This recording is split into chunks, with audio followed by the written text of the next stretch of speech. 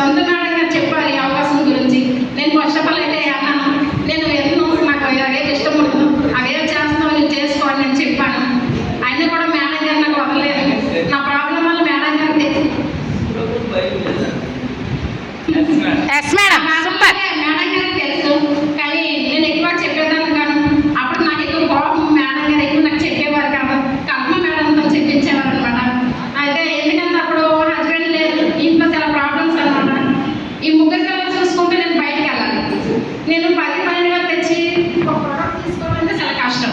Yes ma'am. కానీ అయినా కూడా అలాగే కొద్ది రోజులు అయిపోయింది అనమాట. నేను ఏడు పట్టించుకోలేదు.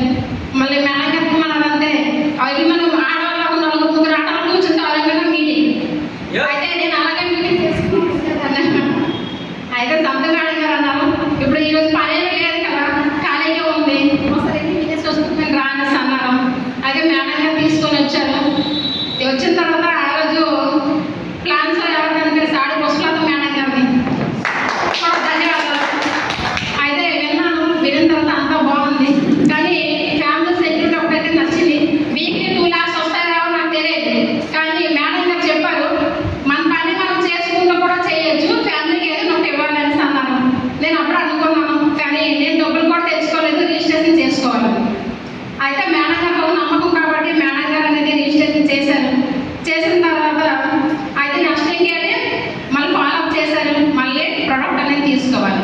అయితే ప్రోడక్ట్ తీసుకోవాలంటే మనీ కావాలి, నా దగ్గర అయితే అంత డబ్బులు లేవని నేను చెప్పేసాను. నాకు కొంచెం టైం కావాలి అని చెప్తే సరే కానీ చూద్దామని చెప్పేవారు.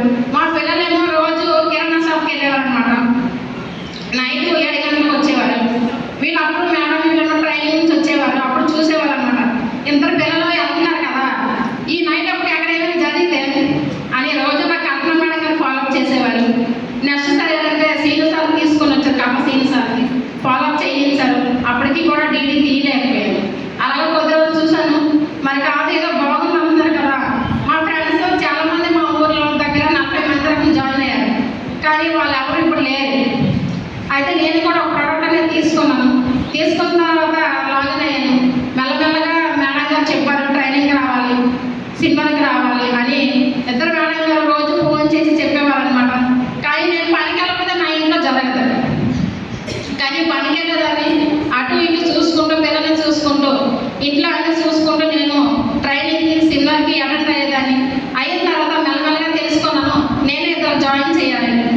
ఫస్ట్ ఆఫ్ ఆల్ ఇద్దరు జాయిన్ చేస్తే బయట వ్యక్తులు చేయకూడదు, ఫస్ట్ ఫ్యామిలీ మెంబర్ నుంచి తీయాలనేసి అనుకున్నాను. అయితే మా ఇంట్లో 4 IAS, మా ఇంట్లో మేము 4 members ఉన్నాం. 4 IAS అనేది తీసుకున్నాం. అయితే 4 IAS తీసుకున్నా నేను ఢిల్లీ టూర్ అనేది అచీవ్మెంట్ అయ్యింది. అంటే ఇక్కడ నేను ఒకదానే కాదు, టీం ఇద్దరు ఉన్నారు. అప్పుడే వాళ్ళ దగ్గరలో లేకపోయినా ఫోన్ ద్వారా గైడ్ చేస్తూ ప్రతి అడుగునా చెప్తూ ముందుగానే తీసుకెళ్ళాను. అలాగే కల్పన మేడం గారు, ఏదో సంతోషి మేడం గారు, నేను ఫోన్ ఫైన్ డూరింగ్ అనేది నేను ఎవరు చేయను, ఎందుకంటే భయం ఎక్కువ చేస్తే సొంత మేడం కల్పన మేడం అలాగే అది సార్కి అప్పుడప్పుడు చేస్తాను భయంకి. ఈశ్వర్ సార్కి అయితే అసలు చేయను, తప్పితే వీళ్ళతో మాట్లాడటం సీనియర్ సార్తో మాట్లాడను, అంతవరకు అయితే ఎవరికి చేయలేదు. అయితే నచ్చింది ప్రోడక్ట్ తీసుకొని లాగిన్ అయ్యాము. తర్వాత మెల్లమెల్లగా బిజినెస్ అయితే అర్థమైంది. ఫస్ట్ ఆఫ్ ఆల్ ఎవరి నుంచి నెగిటివ్ వస్తుంది, ఇంటి నుంచి నెగిటివ్ వస్తుంది, అవునా కదా ఫ్రెండ్స్? ఫస్ట్ అయితే నాకు ఇంటి నుంచి నెగిటివ్ వచ్చింది. అయితే ఈశ్వర్ సార్తో మాట్లాడాను, సరే ఉన్న పరిస్థితి నేను చేయలేకపోతానేమో అంటే ఎందుకు అలాగనుకుంటున్నావు అనేసి అన్నారు. అయితే సార్ నాకు అలా అనిపిస్తుంది, నేను చేయలేనేమో. ఎందుకు చేయాలనుకుంటాం మేడం, మీరు ట్రైనింగ్ కానీ అటెండ్ అవ్వండి, ఆటోమేటిక్ అనేది మీకు టీం అనేది అవుతుంది అనేసి అన్నారు. ఫస్ట్ మెగాసోకి మా పెద్దపై తీసుకెళ్ళాను, అతను క్లియర్ అయ్యారు. అయిన తర్వాత మా పాప అప్పుడప్పుడు సిగ్నల్కి వచ్చి ఆవిడ అనేది క్లియర్ అయ్యింది. మా అమ్మ ఎవరైనా జాయిన్ చేస్తే మా అమ్మకి డబ్బులు వస్తాయని అప్పుడు అర్థమైంది. ఆవిడ కూడా స్కూల్లో ఉండి కూడా నాకు 5 నెంబర్లు అనేసి ఇచ్చింది, మా ఫ్రెండ్స్తో నువ్వు మాట్లాడనేసి. చప్పట్లు. తర్వాత ఇప్పుడు అబ్బాయి ఉన్నాడు, కానీ నేను అనేది నాకు రాను, నాకేది తీసుకెళ్ళగానేసి అన్నారు. అతను పనులు సరే, కానీ అతనికి అర్థం అవ్వలేదు, నాకు అర్థమైంది. ఈరోజు నేనున్నాను కాబట్టి నా ఫ్యామిలీ హ్యాపీ, కానీ ఎవరు రారా ఎవరెవరు ఆ బాధ అనేది మా ఆయన చనిపోతాడు కదా, నేను చాలా బాధపడ్డామన్నమాట అనేసి నేను ఎవరు అన్నారనేసి నేను పట్టించుకోలేదు. ఎందుకంటే తనకు నేను నాకు తను అనేసి ఇద్దరం అయితే నిలబడ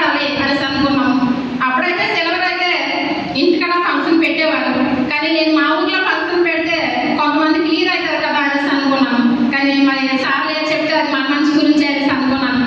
మేడం గారు కానీ ఇక్కడ చేశారు. అయితే ఫస్ట్ ఆఫ్ ఆల్ వీడియోలు పెడతాము, అందరికీ వెళ్తాయి కదా అనేసి అనుకున్నాను. సరే కానీ చాలా న్యూస్ వచ్చాయి ఫ్రెండ్స్. ఫీల్డ్లోకి వెళ్తామంటే చాలా మంది నో అంటారు. నో అంటే మనం సక్సెస్ అనేసి ముందుకు వెళ్ళాలి అనేది నాకు ఒకటి అర్థమైంది. కానీ నేను ఎక్కువ ఫీల్డ్లో టైం పెట్టలేకపోతాను. ఎందుకంటే నేను ఇంట్లో చూసుకోవాలి, ఒక హస్బెండ్ లేరు ఇంట్లో, నేను ఇంట్లో చూసుకోవాలి, పిల్లలు చూసుకోవాలి, నేను బయటకు అనేది వెళ్ళాలి. కానీ రోజు నేను పని చేసుకుంటూ బయటకు వెళ్ళాలంటే నాతో అందరూ చూసేవారు అనమాట. ఇది రోజు బ్యాగ్ వేసుకొని ఎక్కడికి వెళ్తుంది, అలాగనే సొంత సార్ కూడా ధన్యవాదాలు చెప్పాలి. వయసులో చిన్నవాడని కూడా రోజు వచ్చి రోజు తీసుకెళ్ళేవారు అనమాట. అలాగే కల్పన మేడం గారు, అలాగే సంతు మేడం గారు, మేడం గారు వాళ్ళ నాన్న బాగా గురించి ఇక్కడికి వస్తారు కాబట్టి ఇంకా చాలా ఇబ్బందిగా ఉన్నదన్నమాట.